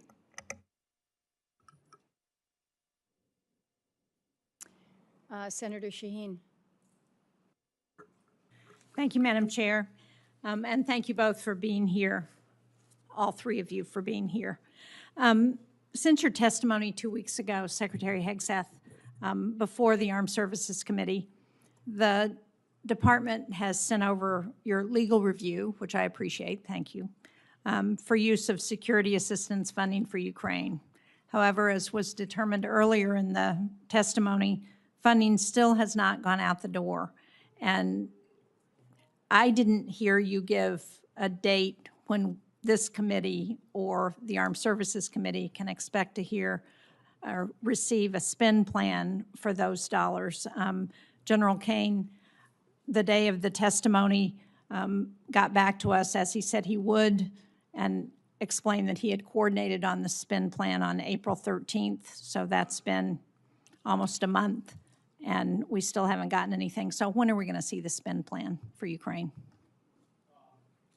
The spend plan for the European capacity building is in conjunction with No. EUCOM. I'm asking for the spend plan that we are providing. Are you suggesting the Pearl funding is part of that spend plan? Did I understand? The specific line item you? was European capacity building in the budget. I understand, but And as a the result, intent we're of working with Congress EUCOM to allocate it. was to spend that $400 million. I think you heard from Chairman McConnell, you heard from Senator Coons. There was discussion at the time with the Congress that those dollars were intended to be used for Ukraine. And the reason it was designated as it was because what we heard from Speaker Johnson was that the president was going to veto the bill if Ukraine was mentioned in it anywhere in the bill. And so that's why the determination was to use the term European, but the clear intent was for that money to be spent for Ukraine. So again, when is the money going to go out the door? When is this committee going to get the spend plan? Ma'am, we're expecting to see a final spend plan for that this week, and once we have it, we can provide it to Congress. And who still has to review the spend plan? So General Caine's review isn't enough? Well, ultimately, and he passed me a note on this earlier, European Command is going to take the lead on ensuring this gets I know, deployed but most General effectively. So that's where Brankovich, as I pointed out 2 weeks ago, had already reviewed the spend plan. So we're not waiting for him to do that, as I understand. No, ma'am, I believe we are. I think EUCOM is trying to make a few tweaks to the spend plan. Okay, so when do we think we will get it? I believe we'll have it to you this week. Okay. And when do we expect money to go out the door once that spend plan is available? I don't know what they're putting in the spend plan, so I can't tell you what the schedule will be for contracting. That will matter. What they choose to buy with that money will determine how fast it goes out the door. Okay, if this committee doesn't come back to you, I can guarantee you the Armed Services Committee is going to come back to you and get an answer to that question. Secretary Hegseth, a number of members of Congress have expressed our concern that Iran is receiving intelligence support from Russia to target our service members, even as we loosen sanctions on the Kremlin. Russia's making $4 billion from oil sanctions relief because we've loosened those sanctions. As has been testified to, an Iranian Shahed drone costs about $35,000. That's enough money for hundreds of thousands of drones supporting Russia's war in Ukraine, and billions for Iran to reconstitute its industrial base. So if one of the goals that's been outlined by the president as part of this war is to destroy Iran's defense industrial base, don't you think we ought to be putting more pressure on Russia and putting those sanctions back on those Russian oil ships so that they are not continuing to fund Iran in this war? Senator, we know Russia is a nefarious actor on a lot of levels and account for that, but I would say the destruction of Well, Iran's defense but all- industrial base has been highly All effective evidence to in the this effort. contrary. We're not accounting for that if we're giving Russia the opportunity to earn $4 billion a month, $20 billion by the end of the year if we leave those sanctions lifted for that time, Saying that during which they can continue to fund Iran. Well, the destruction of defense continue of to Iran's provide defense oil industrial to base China. has been clear and overwhelming. The destruction of Iran's defense industrial base has been clear and overwhelming. Well, it's certainly not clear to me as a member of the committee because what we see is Iran still producing drones. They're still engaged in this conflict. We have not won this war There's a difference despite between the rhetoric. pulling a drone out of a cave that's been collapsed and producing more drones. That's a different thing. Well, maybe so, but if Iran still has almost 50% of their missile capacity and the ability to pull drones out of caves and still injure our allies and U.S. service members, then we have not won the war. We are told that Senator Kennedy should be here in mere minutes, and so Senator Coons, if you want to ask a couple questions until he arrives. Thank you, Senator Murkowski. Mr. Secretary, I'm just going to follow up on the questions I asked in my first round and the questions that have been asked by members of both parties. In my assessment, there was no imminent threat to the United States that justified the president using his Article II powers, and there was insufficient preparation to make sure that we had the right troops, the right capability deployed. There used to be a consensus in national security that America should only go to war when there's an imminent threat to our national security, when all other options have been exhausted, and when we have clear objectives and a plan for how it ends. As General Caine testified, the military was given 3 clear goals: sink the Navy, attack and destroy the ballistic missile launchers, and degrade their defense industrial base, and you've accomplished those. But President Trump celebrated regime change after saying that regime change was the real goal. And our NATO allies have delivered. They have allowed overflight. They have allowed projection of force despite not being consulted. You said just a few moments ago, Mr. Secretary, we control the Strait. But it's clear that reopening the Strait of Hormuz for commercial traffic eludes us, in no small part because Iran retains a robust stockpile of cheap, lethal Shahed drones, and they are getting help from our adversaries in rebuilding them. What is your plan for reopening the Strait of Hormuz, Mr. Secretary? I would just note that the majority of your question was highly disingenuous and loaded with suggestions that I very much don't agree with. From the beginning, please feel free, sir, to pick any one of those From the things. beginning, we've been very clear about the military objectives and Yes. the underlying strategic objective, which is preventing Iran from getting a nuclear weapon. Yes. Take, for example, the fact that Iranians' conventional Navy, they had aircraft carriers with Shahed drones on them before this started. They had full-on destroyers and battleship capabilities, none of which they have anymore. And Did the their inability Iranian to- Navy have aircraft carriers? Iranian Navy had 3 drone aircraft carriers. The Iranian Navy They had 11 launch submarines. platforms for drones, sure. They had 11 submarines. And you've They had a sunk all of the terror regular Navy. Great, good. They retain fast boat capabilities, which they've always had. We understand that, which we can control for and will. We've degraded almost completely their defense industrial base capabilities. The idea that they control anything, you can terrorize something, you can hold it at issue with piracy, as I've talked about at the Pentagon podium time and time again. Correct.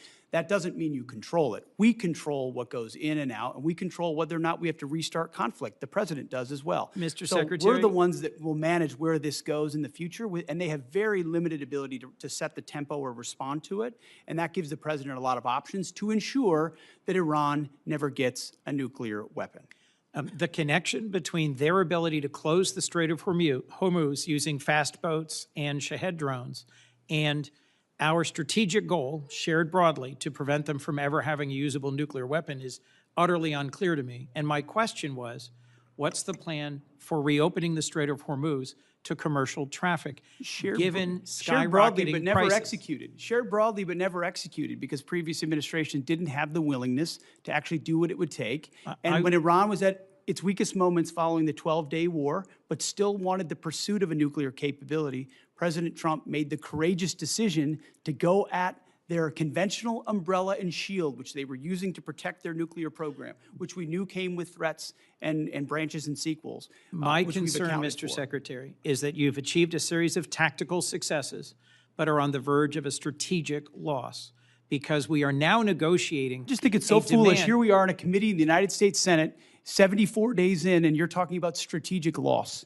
We have the ability to 74 defeat a days in. 47-year threat of a pursuit of a nuclear weapon. We have more leverage than we've ever had. We've had incredible battlefield successes, and you're talking about a strategic loss, Mr. cloaked in Secretary? disingenuous questions. Mr. Secretary? This is how you Mr. undercut Secretary? efforts that could otherwise and are otherwise I being am not very your effective. enemy, sir. I am not your adversary. I share your goal of preventing Iran from ever having a usable nuclear weapon. To finish my sentence, control of the Strait of Hormuz, the ability to degrade our partners and allies' gas and oil production capabilities through cheap drones, the ability to harass and harry commercial shipping remains in Iran's hands. And their demands are that we recognize sovereignty for them over the Strait of Hormuz, which I believe our president's rejected, you've rejected, I reject. But my question remains, how do we reopen the Strait of Hormuz to commercial shipping? If we control it, how do we reopen it? And your average American is seeing this at the gas pump every single day as the cost of gas continues to rise. Senator Coons, I know that your question has not yet been responded to. And it deserves an answer. It does But I also deserve an understand I'm answer. delaying my colleagues. But that's the question that deserves an answer, Mr. Secretary. We do have Senator Kennedy, followed by Senator Murphy, and I know that Secretary has a time departure. Thank you for your indulgence, thank you. Madam Chair. Thank you. Mr. Secretary, welcome.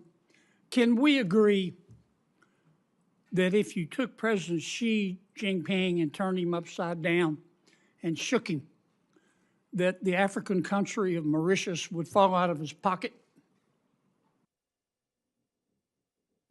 I don't know if we can, but I'd like to indulge you on that. Well, let me try it another way. Mauritius is good friends with China, is it not? I understand there's some level of a relationship there. Yeah.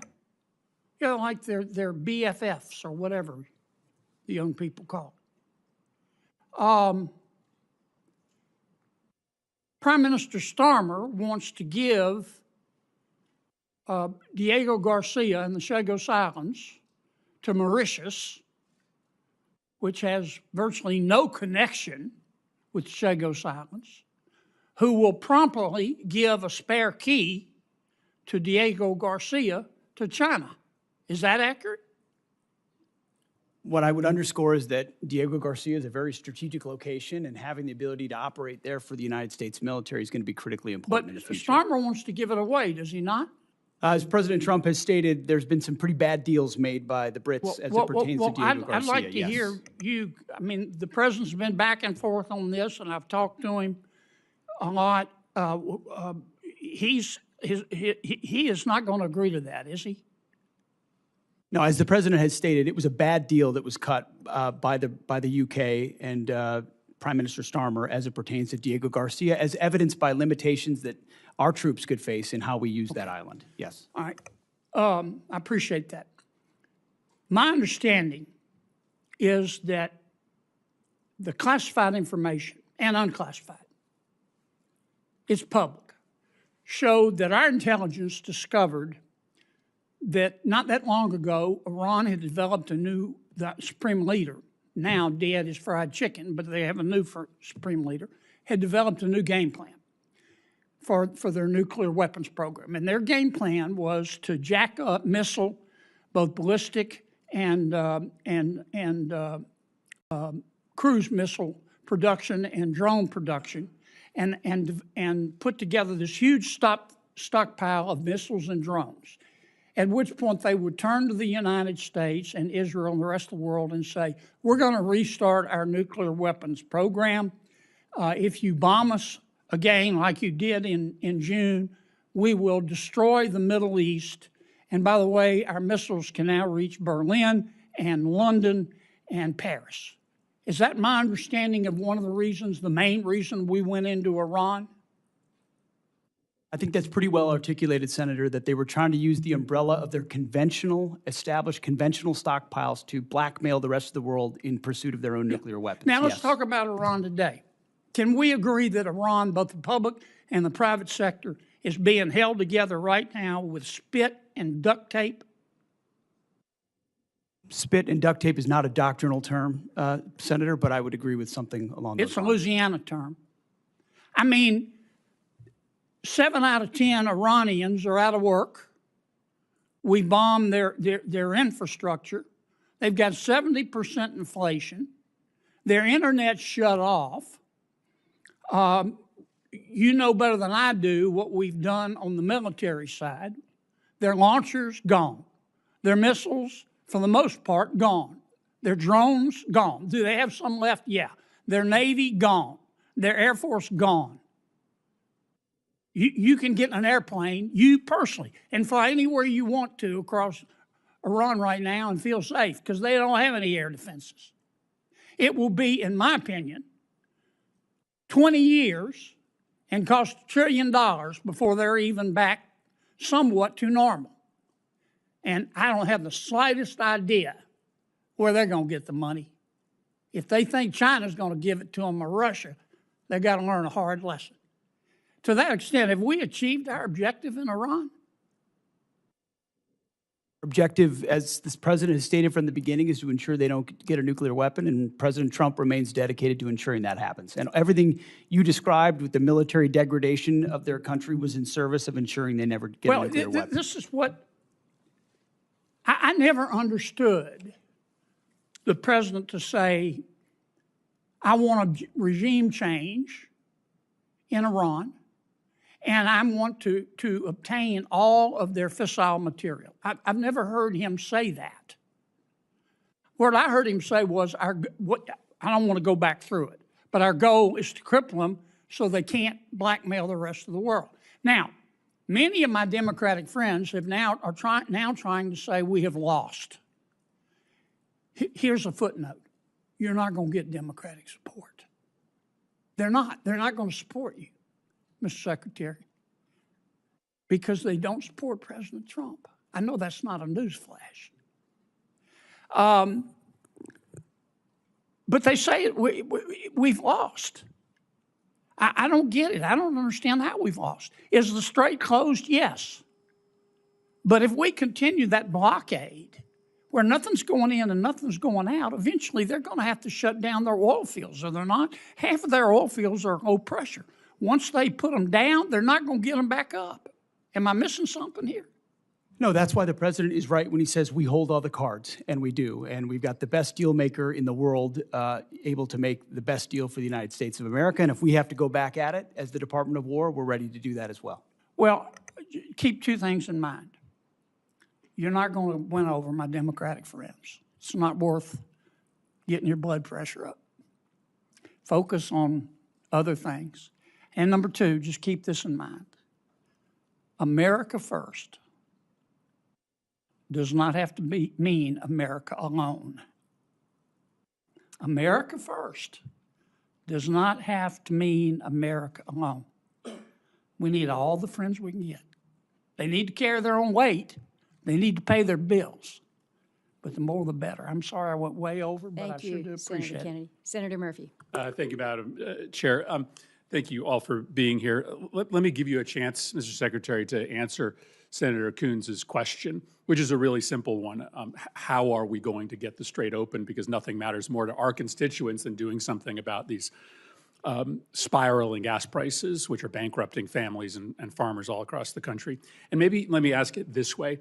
This is the first time you've come before this committee, but in other briefings, people that work for you have told us in plain terms that there is no military mechanism to reopen the strait, that ultimately it will be a political decision made by Iran. And I think you're confirming that here today by suggesting that it will be economic pressure that will create a political imperative inside Tehran to open the strait. So can you just confirm for the committee that there is not a military mechanism or means to reopen the strait, that ultimately we have to essentially use diplomacy, economic diplomacy in this case, in order to convince Iran to make the decision to reopen the strait? I would say, Senator, there most certainly are military means by which we could open the strait, both on targets on land, and also with what we do with our naval capabilities, not to mention our naval blockade. Why haven't you done, if that's true, and that's not what has been testified to us in private briefings, why haven't you done that already? Ultimately, a preferred long-term approach would be a deal where they open it up, where they stop being pirates of international waters and allow countries from all nations to flow. You know, these aren't U.S. ships that are being blockaded there. These are ships from all around the world, creating much more pressure for other countries than ours. So the bad guy here is Iran, who's closing the strait through piracy effectively, because they really only have fast boat capabilities. We're blockading them. None of their stuff's getting out. They're feeling all the pressure. Okay, so here's they're feeling all the pressure. Here's my follow-up question. You don't worry that through a study of history, you might come to the conclusion that you are overestimating their willingness to cave based upon economic pressure. The Russians believed years ago that Ukraine would cave because of the economic pressure they were putting on Ukraine. We thought the North Vietnamese would cave because of the economic pressure we were putting on them. Your own intelligence estimates, as has been reported, suggest that, in fact, the Iranians are in a position to hold out for potentially years. This is a high-risk strategy to hope that this economic pressure will eventually cause them to voluntarily reopen the strait when there's plenty of evidence from military history to show that countries that are being attacked or invaded or occupied are actually willing to put up with a whole lot of economic misery in order to preserve national pride. Well aware. We understand all of those historical case studies, and it's not just economic pressure. There's military pressure, diplomatic pressure. We certainly have a lot more military pressure we can bring to bear if the president were to choose to do so. I think there are a lot of different dynamics cards that the president can play, holding all of them to ensure even greater economic pressure or even greater military pressure in Iran. And they know that, and that's why the negotiations are serious and ongoing right now about giving up their nuclear capability, because they understand. And the problem is time is not on our side here. I believe you are being way too optimistic in your assessment of their potential to cave. But if this goes on for another 30 days, there are going to be thousands more farms that will go bankrupt. There are going to be families that are going to be ruined. And so time is not on our side. And I just don't believe that Iran is ready to capitulate yet. And if they capitulate in a year, there's going to be a whole lot of families and businesses that are ruined in the United States. General Caine, let me finally ask you a question about what seems to be a difference of opinion between the intelligence services that you rely on and the public statements of the President of the United States with respect to our war objectives. The Secretary and others in the President's cabinet have said very clearly that our war objective is to destroy Iran's missile and drone program. The President said just a week ago that Iran maybe had 18 to 19% of their missile capacity left. But there is public reporting suggesting that our intelligence agencies say that Iran still has 70% of their missile and drone capability, which would be a failure of our objectives if that were to be true. What can you tell us about the number of missiles and drones that they have left, and do you dispute that intelligence estimate? Sir, I'm not going to comment, with deep respect for the question, I'm not going to comment in this forum on what may or may not have been opined on by the IC, which would suggest a leak or a confirmation of any intel. So while I appreciate the question, I hope you'll also appreciate my not answering it.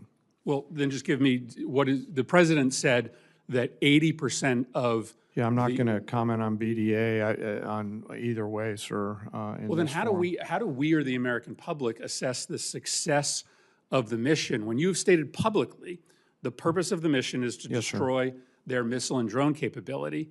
How do we assess whether we should continue funding this if you can't state? Well, I'm not going to answer what you guys in the Congress considers the decision criteria around continued funding or not. What I know is that I've not read the report that you're talking about.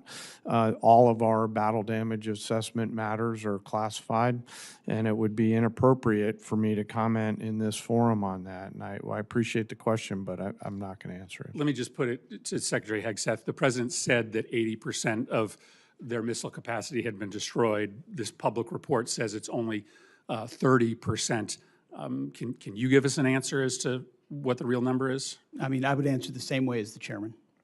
Not talking to this committee about the damage assessments? Not Okay. validating leaked information that could be wrong or not wrong. Why would I validate what Well, no, just tell us people what the may number leak or is. not leak? You're- This is you- not a classified well, you setting. said We don't you're- talk about those things. And you Senator like to talk Murphy. about them on TV, we don't talk about them here. I would perhaps suggest that, that some of these questions and responses are perhaps best in a classified setting. But I also acknowledge that we are not in a classified setting. We have held the secretary and the chairman longer than I think they had anticipated. Senators have 1 week to submit additional questions for the subcommittee's official hearing record. We request for a response from our witnesses within 30 days of receiving these questions. The subcommittee stands in recess, subject to the call of the chair, and I would ask those in the audience to remain in their seats until Secretary and General Caine depart. And safe travels to you to China. Good luck.